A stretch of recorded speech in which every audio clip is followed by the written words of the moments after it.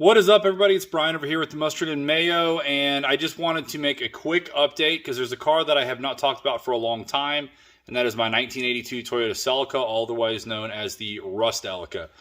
This car has been, unfortunately, kind of a back burner, neglected car out of the fleet for the last probably 4 or 5 years at least. Probably about a year or so ago was when we finally actually got it mechanically up and running again. It was able to drive under its own power.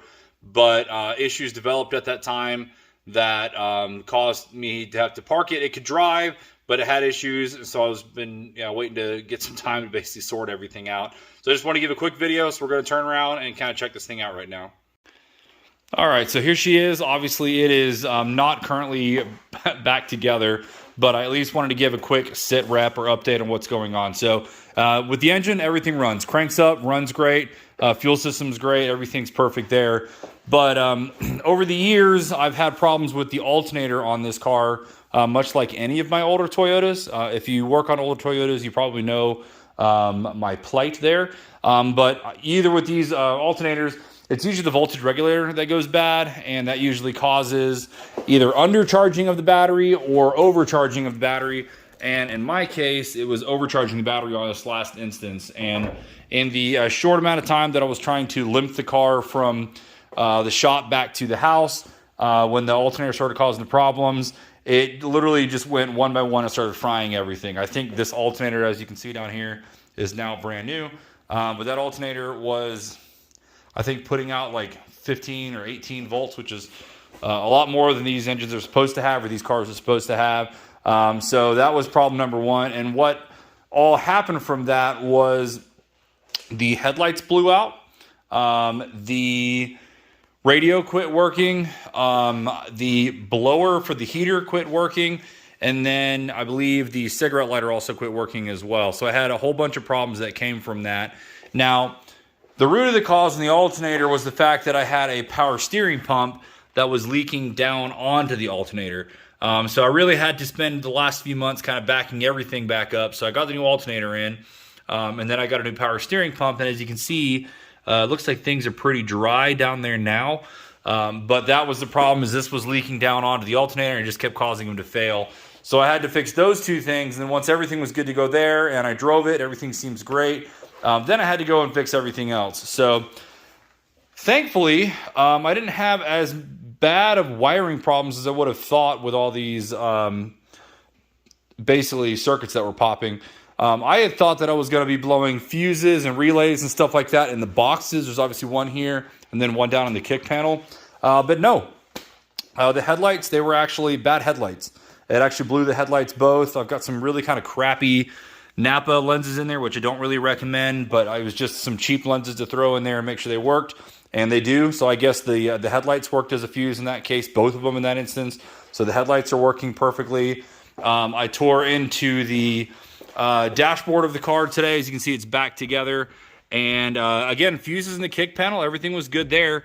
But down with the fuse on the back of the head unit, the little 10 amp fuse, that had actually popped. And that's the first time I've actually had a head unit fuse actually pop. I know I've always seen them, but that's the first time I've actually had to replace one. So that was kind of interesting. I wasn't expecting that. And then as far as the cigarette lighter goes, there is a separate kind of circuit, if you will. It's basically a tiny little wire that's on the back of this.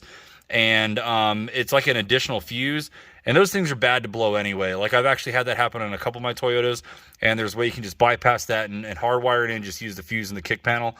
So that was a pretty easy fix. I knew what to do there, and that's working again, which is important because, as you can see, that works for my digital speedometer, since the speedometer on the gauge is a little wonky and dances all over the place. But the other thing that was causing me problems for a long time, actually, prior to this, because I had a previous alternator failure, and I think this is related to it, was my my blower motor. And I don't care about having AC, but not having any air blowing from the dashboard at all meant that I couldn't drive this thing in the rain. There was also no heat, no ventilation, so things like that. So it was always kind of a crappy drive unless it was perfect weather. So what ended up happening here is I did all my diagnostics. I started with the fuse box. I checked everything and went down in the line and found that at the plug for the blower motor, I did not have power. So I figured something's going on. And I found through some research and the fact that I'm so lucky, and I think this is from the previous owner that I got this car from.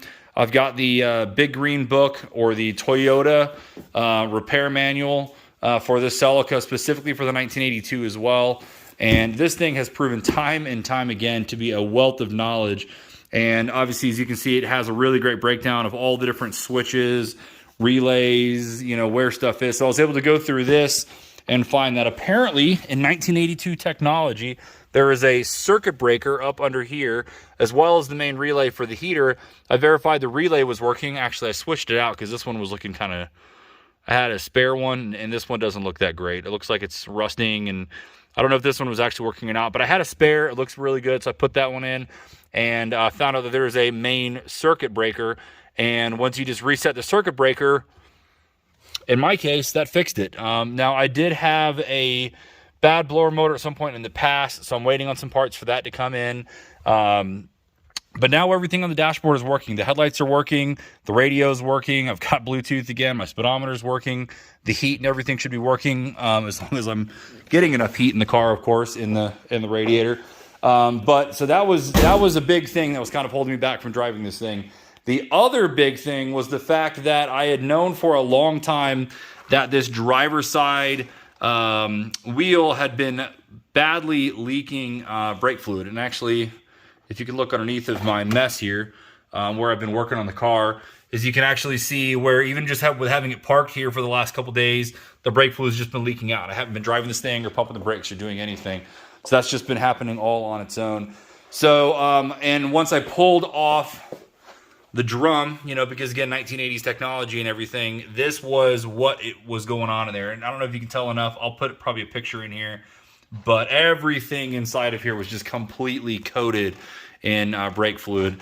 While I think I could probably salvage the drum, the shoes were completely shot, and they were completely soaked in brake fluid. So I actually had some spare shoes around that I've had since I've actually owned this car. They came to me from the previous owner.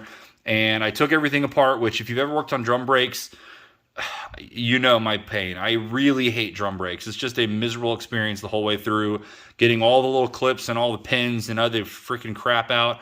And you really can't find these parts anymore, so you have to be very careful not to break these or bend these. But anywho, that's all put back together. You can see the new wheel cylinder is in there, which was the cause of the leak. It was leaking from there, actually from the pistons here, and then just leaking all the way down through the brakes and then just spinning all around in there. So this is all back together because that drum looks so crusty. I've got new drums coming, and I'm actually going to go ahead and put a new wheel cylinder and everything on the other side. Even though it's not leaking, I'm going to go ahead and do that as well, just because usually it's you want to do that stuff in pairs. So everything's starting to finally come along for the Celica. These have been the brakes, obviously, is kind of a safety issue. They were leaking fluid. I was having to add fluid into the reservoir. And, of course, I could tell just how squeaky or squishy the brakes were feeling because, you know, they were lubricating the drums back here.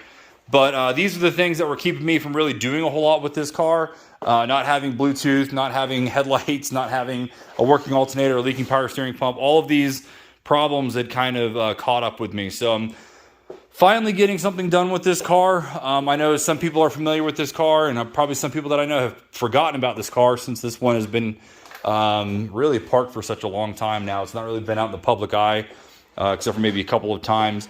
But things are coming along. Once I get the brakes done and get the blower motor, which I've got another one coming in because I had some spares. This is the original blower motor for this car, and it's broken. You can really just see how badly damaged and bent everything is in there. It was just old. So once I get all these parts in the next week, I'll be able to put this back together, and then it should be drivable. And it should be drivable in hopefully a good and safe way. So I'm pretty happy that we're finally getting somewhere with the Celica. Once I do get all this put back together, it's not going to be an instant switch on the project because I'm probably going to end up finishing up some stuff. I got little things in the BMW coming, and the Celica's got little projects, the 2000 Celica. But what is going to happen with this car soon, I don't know if we'll do it during the winter or during the spring or what, but my rattle can spray paint job is definitely due for a refresh. I had this thing repainted myself probably 7 or 8 years ago now, and I think it's held up well. It's kind of got a little bit of that like patina going on to it, but I'll never forget how good it looked when I actually had the fresh green on there. So I really want to go through, and really it's just because I want to go through and clean up, again, the rust. Some of the rust I had taken care of back in the day hasn't actually popped back up in a bad way, but some of it obviously has. So I want to spend some time to go through. It's not going to be a professional paint job. It's going to be exactly like it was before. I had the fenders rolled since then too. So I'm going to grind and sand and get all this stuff down and just try to smooth it out a little bit. I'm going to repaint the hood black. This has got a bunch of old tree sap. That's what all these white dots are. Old tree sap from where I had to park this car for a little while. Same thing even on the green. Or I had the roof rack on here. You can see where it was setting, and again, just more and more old tree sap. So this is going to be a project, but at least it does run and drive, and I should be able to have some fun and get it out. I'm actually going to go right back to the OD green. You can see I've already got the paint stacked up, ready to go whenever that time comes, and then I'll redo the hood as well. So finally getting stuff done. So yeah, just kind of a quick update. I'm not sure how many people are actually following the build on this, but with it being kind of a unique car, there's not a whole lot of these around on Facebook or YouTube or anything like that. I really loved this car. It's got a rich history in autocross, locally at least. And honestly, this thing is really fun to drive. So I'm really happy to have this around. It's kind of funny that I kept this car and sold the MR2, considering this one's such a project car right now. But honestly, I just love this car. There's something about it. It's kind of the closest thing to having an A86 as well. I get a lot of those same driving vibes. But yeah, so that's all that's going on right now for the Celica. If you were curious, so as always, thanks for watching and have a great day.